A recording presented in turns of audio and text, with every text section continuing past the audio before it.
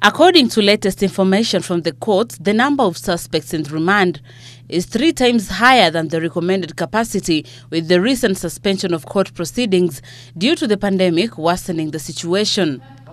This emerged when Naivasha law courts introduced video-linked trial with remand suspects at Naivasha Annex Prison, which is one of the facilities adversely affected by congestion. According to Naivasha Senior Principal Magistrate Joseph Karanja, the pandemic had adversely affected the judicial system and hence the need to go digital. Of particular concern is the persons who are in remand custody. The prisons, you may be aware, are already stretched to more than their capacity. It is approximated that they have inmates, and particularly remandees, 3 times the number that they are supposed to hold. Karanja says that under the exercise, they will target suspects in remand by fast-tracking their cases and easing their bond terms.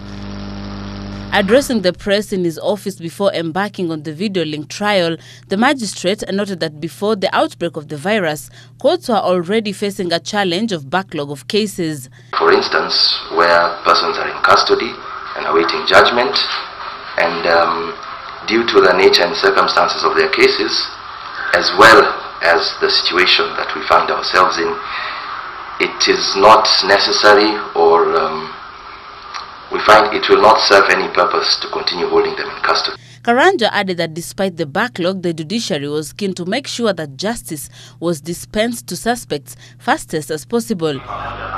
He admitted that with the high number of remands in the prisons, it will be impossible to observe the social distance as directed by health officials. If the decision is adverse, we shall look at ways to rather than keep holding them in custody, because incarceration at this moment, as we have said, we are trying to reduce the numbers in prison.